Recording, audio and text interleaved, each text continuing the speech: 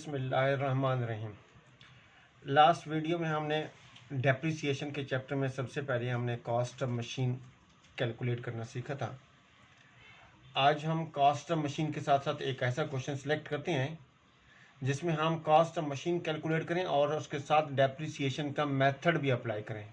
हमने इसमें मेथड जो सीखनी है वो straight line method, reducing balance method, और रिड्यूसिंग बैलेंस मेथड को डिमिनिशिंग बैलेंस मेथड भी कहते हैं, और इसी डिमिनिशिंग बैलेंस मेथड को डिक्लाइनिंग बैलेंस मेथड भी कहते हैं। और उसके साथ यूनिट आउटपुट मेथड और उसके साथ वर्किंग आवर मेथड, ये हमने मेथड पढ़ने हैं डेप्रिसिएशन कैलकुलेट करने के लिए। तो एक मैं क्वेश्चन आप लोगों को जो है वो शो कर रहा हूँ और वो क्वेश्चन सामने होगा तो आप क्वेश्चन समझ भी सही सकेंगे और सॉल्व भी कर सकेंगे। ठीक है, तो क्वेश्चन नंबर ये एक्सरसाइज का है, ये सामने देखिएगा, ये क्वेश्चन है। इस क्वेश्चन में question number 1, Shahnawaz company purchase for a cash a machine on July 1st, 2006 at a list price of 2,40,000 with a trade discount of 5%. The company incurred 10,000 as an installation. It was estimated that expected useful life of the machine will be 11 years with a scrap value of rupees 18,000. Depreciation is calculate कौन सा method करना ये देखिएगा, straight line method. The accounting year of the company end on December 31. अब requirement देखें, calculate cost of machine, amount of depreciation by straight line method, जिसको मैंने ऊपर हाईलाइट किया है, 2006 एंड 2007।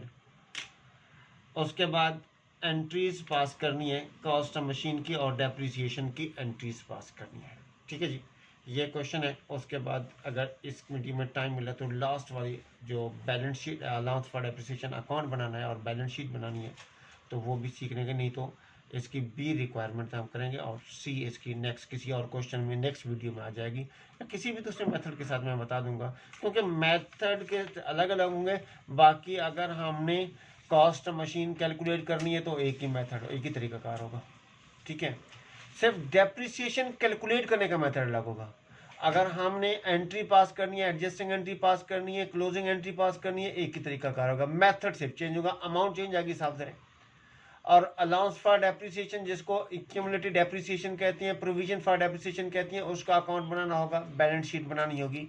वो मेथड कोई भी हो लेकिन इसको कैलकुलेट बनाने का तरीकाकार इन सारी का एक ही होगा सबका। ठीक है, अब आप जरा देखिएगा, सबसे पहले मैं कैलकुलेट कर रहा हूँ कॉस्ट ऑफ मशीन। ठीक है, कॉस्ट ऑफ मशीन कैलकुलेट करनी है। कॉस्ट ऑफ मशीन में सबसे पहले क्वेश्चन में दिया हुआ है कि लिस्ट प्राइस, मशीन की लिस्ट प्राइस 2,40,000। लिस्ट प्राइस हो गई 2,40,000। ठीक है जी, लिस्ट प्राइस के बाद हमने कहा गया कि with a trade discount of 5% trade discount.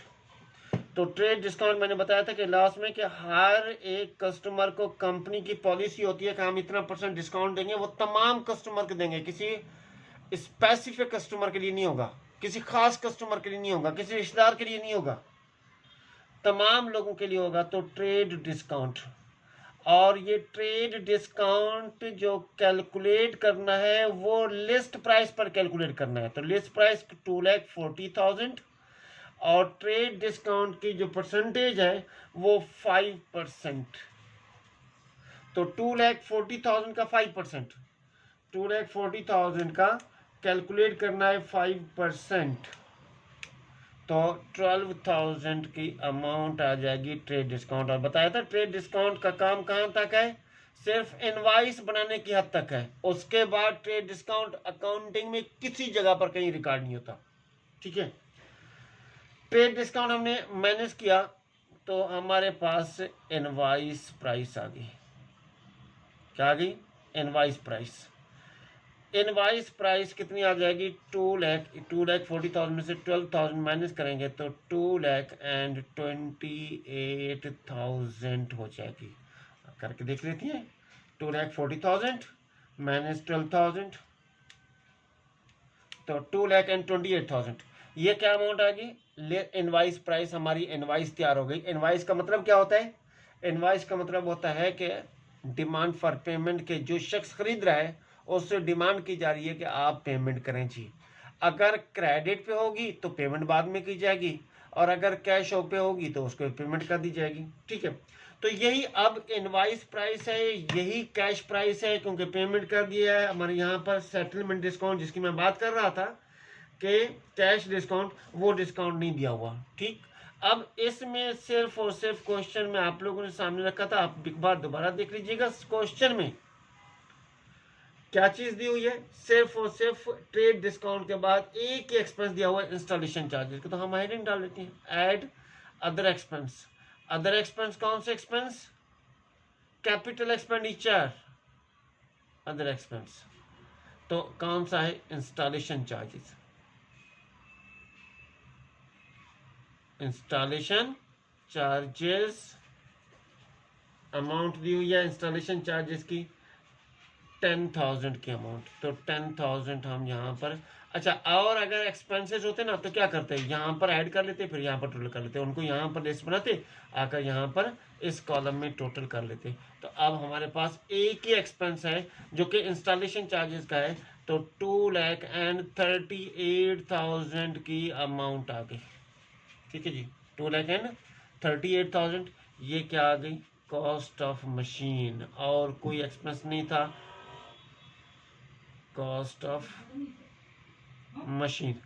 ठीक है जी, अब हमने बढ़ते हैं, फर्स्ट रिक्वायरमेंट हो गई। सेकंड रिक्वायरमेंट में amount of depreciation. It's mean क्या पूछ रहे हैं हमारे से कि डेप्रिसिएशन कैलकुलेट करनी है, और स्ट्रेट लाइन मेथड के जरिए डेप्रिसिएशन कैलकुलेट करने के लिए straight line method, depreciation by straight line method. अब इसी depreciation by straight line method को फिक्स्ड इंस्टॉलमेंट मेथड भी कहते हैं, याद रखना ये फिक्स्ड इंस्टॉलमेंट मेथड। अब हमें किसी भी मेथड में डेप्रिसिएशन कैलकुलेट करने के लिए दो तीन चीजें तो हमारे पास लाजमी होनी चाहिए। क्या होनी चाहिए जी? एक तो होनी चाहिए हमारे पास कॉस्ट ऑफ मशीन, जो कि हम ऊपर कैलकुलेट कर चुके हैं, आपके सामने ही है। कितनी अमाउंट है जी? 2,38,000। दूसरे नंबर पे हमारे scrap value, salvage value, scrap value, salvage value, इसी को रेजिडेंशियल वैल्यू भी कहती हैं। आपसे एमसीक्यूज भी पूछ सकता है बाज़ वक़्त कि जो है स्क्रैप वैल्यू का दूसरा नाम क्या है? Salvage value, residential value. इसी तरीके से जो मेथड लिखा है स्ट्रेट लाइन मेथड का, वो दूसरा नाम पूछ सकता है आपसे, तो वो इंस्टॉलमेंट मेथड भी कह सकता है, और दूसरे मेथड बता सकता है। तो स्ट्रेट लाइन डेप्रिसिएशन का मेथड जो होता है दूसरा, वो इंस्टॉलमेंट मेथड कहलाएगा, फिक्स्ड इंस्टॉलमेंट जिसको कहें। ठीक है, स्क्रैप वैल्यू का मतलब लिखिएगा कि आपने जो, यानी कि मशीन जिसकी डेप्रिसिएशन कैलकुलेट की जा रही है, उस एसेट की आप कॉस्ट कैलकुलेट किया, और उसके बाद अब डेप्रिसिएशन जितना, अगर 5 साल है, 10 साल है, 20 साल है, वो एसेट डेप्रिसिएट होने के बाद फिर उसको हमने स्क्रैप में बेचना है, समझने का आम अल्फाज में कबाड़ियों को बेचना है। तो उससे जो पैसे मिलेंगे वो scrap value, salvage value, residential value कह देती है। इसलिए एस्टिमेटेड अमाउंट होती है, क्योंकि 5 साल, 10 साल, 15 साल के बाद जब यूजफुल लाइफ खत्म होने के बाद स्क्रैप में बेचेंगे तो चेंज हो सकती है, इसलिए एस्टिमेट का मतलब अंदाजा कर लेना, लगा लेना। तो यहाँ पर अंदाजा लगा है कि इस मशीन की स्क्रैप वैल्यू जो है वो 18,000 है। और क्या चाहिए हमें? लाइफ चाहिए। लाइफ स्ट्रेट लाइन में ईयर्स में होगी, क्वेश्चन में लाइफ जो है वो 11 ईयर्स है। क्या है? 11 ईयर्स। ठीक है, उसके बाद हमें क्या चाहिए कि मशीन खरीदी कब थी, डेट ऑफ परचेज, ताकि ये चीज़ें सामने होंगी तो हमारे लिए आसानी होगी। क्योंकि बाज़ वक़्त आता है कि पता नहीं चलता कि आप कब स्टार्ट हुए, हमने पहला साल, दूसरा साल, तीसरा साल, अकाउंटिंग स्टार्ट कब हुआ है, कब एंडिंग हुआ है, तो ये नहीं होता, तो फिर कोई ना कोई गलती आ सकती है। तो सामने होगी सारी चीज़ें, तो हमारे लिए आसान हो जाएगा। तो डेट ऑफ परचेज किसकी, मशीन की। डेट ऑफ परचेज क्या है जी, जुलाई 1 2006 को खरीदी गई है। अकाउंटिंग ईयर एंड, कब अकाउंटिंग ईयर अपने बिजनेस क्लोज कर रहा है, अकाउंटिंग बिजनेस अपना अकाउंट कब क्लोज करता है। अकाउंटिंग ईयर एंड का मतलब है कि बिजनेस ने अपनी क्लोजिंग करनी है और उसमें देखना है कि बिजनेस प्रॉफिट या में है या लॉस में है। इसका मतलब है प्रॉफिट लॉस में है तो बिजनेस अपना क्या करेगा, बिजनेस अपनी इनकम स्टेटमेंट बनाएगा और उसी से बिजनेस की परफॉर्मेंस पता चलेगी। तो दिसंबर 31 ईच ईयर, हर साल अकाउंटिंग ईयर खत्म होगा बिजनेस का, वो दिसंबर 31 में। ठीक है जी। अब हमने क्या करना है, फार्मूला अप्लाई करना है। Annual depreciation, yearly depreciation, formula है किस चीज का, डेप्रिसिएशन रेट कैलकुलेट करने का। Cost of machine, cost of machine minus scrap value, यानी एसवी लिख दिया, सैलवेज वैल्यू भी पढ़ सकती हैं, इसको स्क्रैप वैल्यू भी पढ़ सकती हैं, divided by life and years, life and years. ठीक है जी। तो अब हमारे पास हमने वैल्यू पुट करनी है। Annual depreciation, yearly depreciation, cost of machine कितना है बेटा, 2,38,000 minus 18,000 scrap value divided by 10 years life. ठीक है जी। करना कैसे है, सबसे पहले जो 2,38,000 क्या है कॉस्ट, इसमें से 18,000 जो स्क्रैप वैल्यू है, सैलवेज वैल्यू है 18,000, रेजिडेंशियल वैल्यू है, ये माइनस कर लेंगे। जो अमाउंट आएगी उसको डिवाइड कर देंगे उसकी लाइफ पे, तो 20,000 ईयरली डेप्रिसिएशन आ गई। ठीक है, हमने रेट कैलकुलेट कर दिया कि हर साल मशीन जो डेप्रिसिएट होगी वो 20,000 होगी। ठीक है जी। बट हम क्या करते हैं, दो चीज़ें कैलकुलेट कर लेते हैं, एक डेप्रिसिएशन एक्सपेंस और एक अलाउंसेस फॉर डेप्रिसिएशन, जिसको हम एक्यूमुलेटेड डेप्रिसिएशन भी कहते हैं।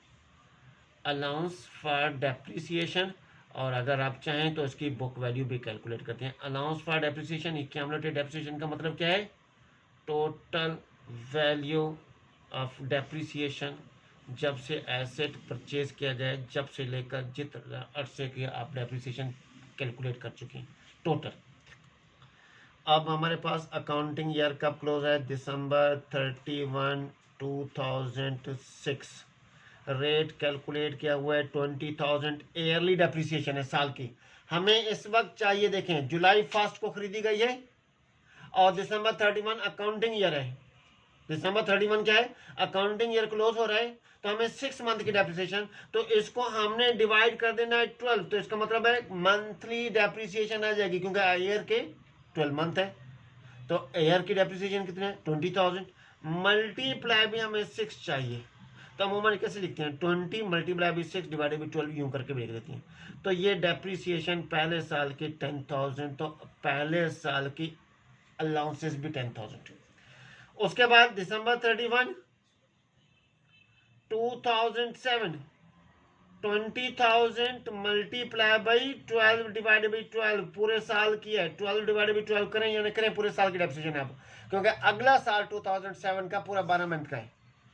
तो 20,000 allowance for depreciation, allowance for depreciation कितना हो गया, 10,000 और प्लस 2,000 की डेप्रिसिएशन,